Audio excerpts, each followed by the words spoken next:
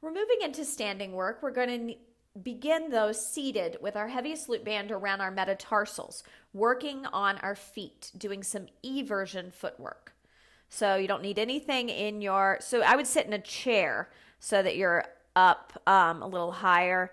Make sure the thighs aren't above the hips. So you want a chair where your thighs can fall down, or you want to elevate your pelvis so that the thighs are not above the hips. And this just helps us not get into those quads and hip flexors that are already overactive. So from here, you can put your hands on the outsides of your knees. I want you to make sure that your knees are not moving as you do this exercise. Sit up tall, inhale, feel your pelvis trying to pull through the chair towards the floor. From here, your dominant foot from the ankle joint, I want it to just move out and back in. So one of my instructors always says, go, go, go, baby toe, go. So I know that you can encourage your baby toe to work a little more efficiently. Wake up that baby toe. Come on. And make sure that the hip flexors are not gripping, because that's just reinforcing bad muscle recruitment. And how can you combat that? You can pull the pelvis down on your inhales, pull the inner thighs back, feel your lower pelvic floor supporting your torso, keeping you lifted. And then watch out for kyphosis. So pull the shoulder blades together as you're here as well. Keep going. All right, let's switch to the convex side.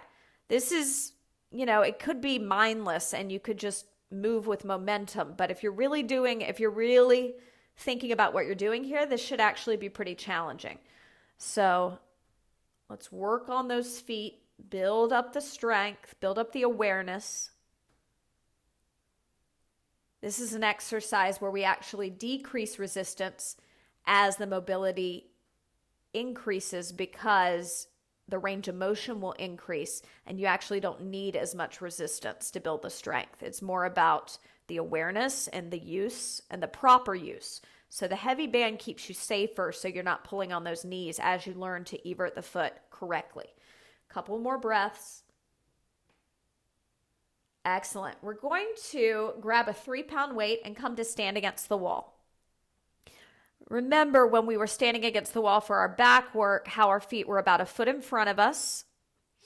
That way our low back, our tailbone, our butt, everything can imprint into the wall. So the arms are in cactus, both arms in cactus. One is loaded. Start with your concave side, your dominant arm. And you're in cactus, both arms in cactus. And you're going to press the loaded arm up on your inhale, gliding it along the wall. And exhale, pull it back down to that cactus. Good. We're on that concave side, that dominant side. Inhale, press up. And exhale, lower down. And now think about your imprint. Can your front ribs reach for your back ribs? Can your shoulder blades imprint? Back of the arm, forearm, tailbone, back of the head, chin lifted. Breathe here. Go ahead and switch to that convex side for extra repetitions. If at any time you're getting tired, you can turn around and do cat and cow, holding onto the wall. Keep going as I'm saying this, or you can take a forward fold. So listen to your body today. Be gentle. This is level 1. You're learning the nuts and bolts of how to train with Kyphotic Lordotic Posture, scoliosis, whether it's functional or structural. Functional meaning it's happened because of an injury and it can be corrected completely, or structural to where it can be corrected quite a bit, but never completely. It's always good to set your expectations for what you can achieve. And you can achieve better mobility, functional movement, and improvement in the look of your posture. So that is achievable for both functional and structural scoliosis. Give me one more.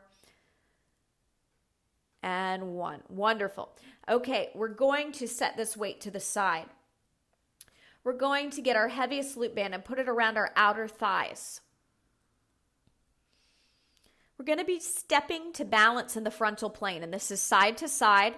We need our lightest loop band to bring behind our back and put our wrists through. Our palms will be forward.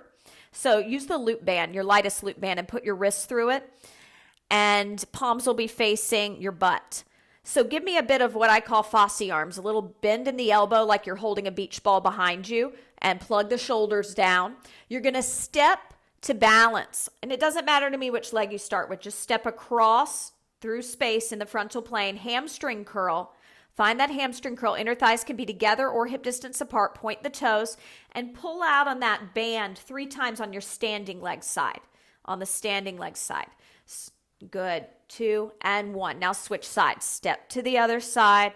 Find the balance. Point the toes. Soft bend in the knees. Inhale, pelvis pulls down. And I like to exhale, pull out.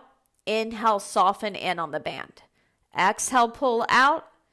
Inhale, yes. And as you exhale, you pull in on the pelvic floor. Switch sides, find that balance, just 3 breaths. Try not to race through this. This is about building strength in the outer hip and hamstrings, learning to recruit the lower pelvic floor, the upper back extensors. Yes, try to pinch the shoulder blades together. Take your gaze up higher than eye level, low abs in.